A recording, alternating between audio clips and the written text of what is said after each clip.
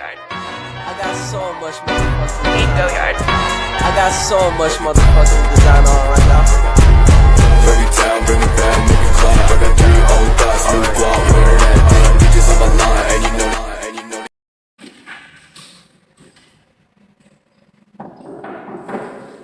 Ya, bentar Mbak.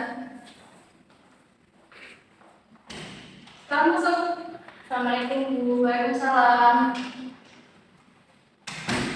Silakan duduk. Ibu, terima kasih. Ini dengan Mbak dari kelas 12 IPS itu ya? Saya kelas 12 IPA Bu. Oh, 12 IPA. Maaf ya, Ibu salah. Kirain yang 12 IPS tadi. Soalnya kan nama Nari di kelas 12 ini ada 2 ya? Iya Bu, benar. Tadi kesini sama siapa Mbak?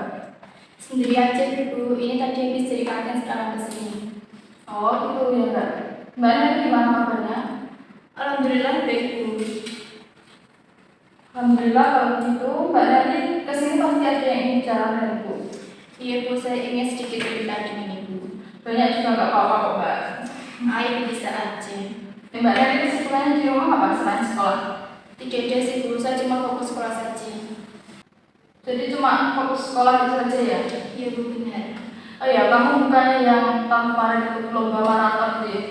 Iya Bu, tapi sekarang sudah nggak ikut lagi. Itu kamu ikut pelatihan di desa, ikut organisasi itu atau gimana?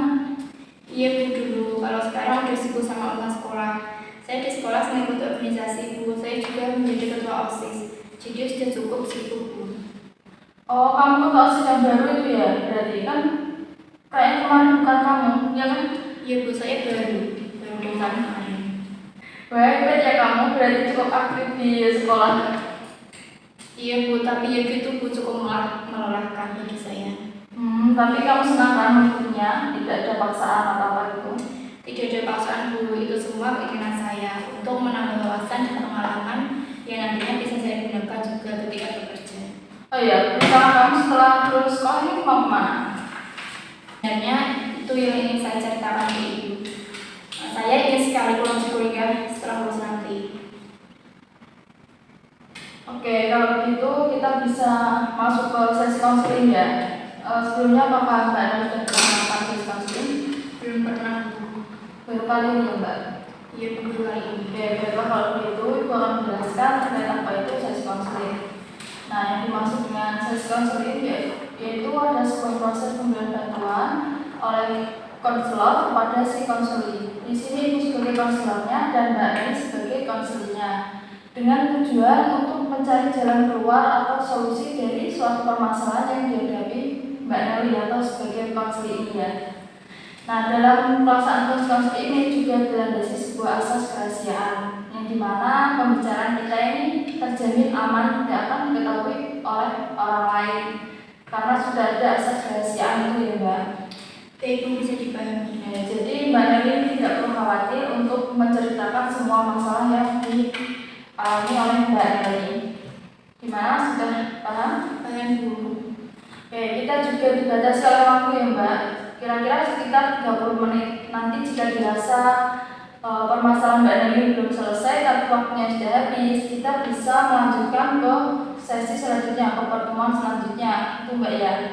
Ibu, saya setuju. Baik-baik, jika Mbak Nari sudah menyepakati perjanjian waktu ini, Mbak Nari bisa lanjut menceritakan tadi yang ingin Mbak Nari ceritakan. Silakan Mbak. Jadi gini Bu, saya bingung karena sebenarnya saya ini ingin lanjut sekolah perguruan tinggi, ambil jurusan kedokteran. Lalu, tapi saya bingung jika kuliah nanti ambil jurusan kedokteran pasti butuh biaya yang banyak. Jadi menurut Mbak Nari gitu ya?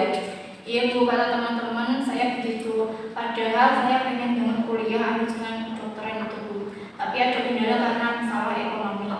Orang tua saya juga sebenarnya melarang saya untuk lanjut kuliah karena takut tidak bisa membayar kuliah saya, dan berharap saya memilih untuk lanjut bekerja agar bisa membantu orang tua. Baik, Ibu mengerti dengan perasaan Mbak Nari.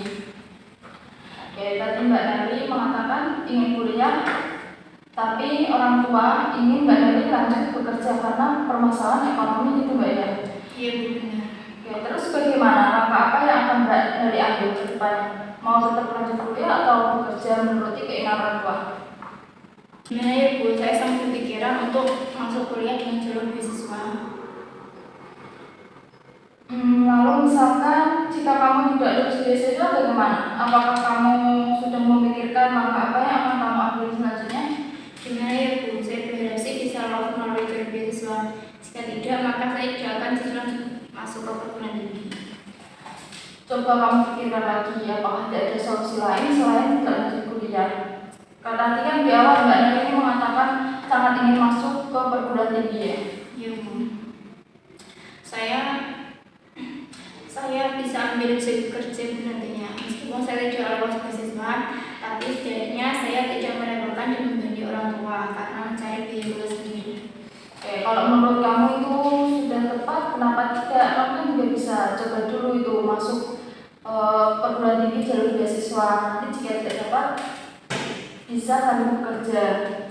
Iya sih Bu, semoga saja usaha itu mudah.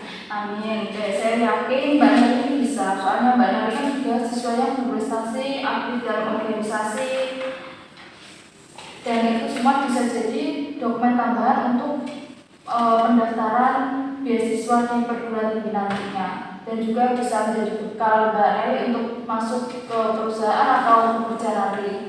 Iya Bu. Sekarang gimana perasaan Mbak Nel? Apakah masih ada yang diungkapkan lagi?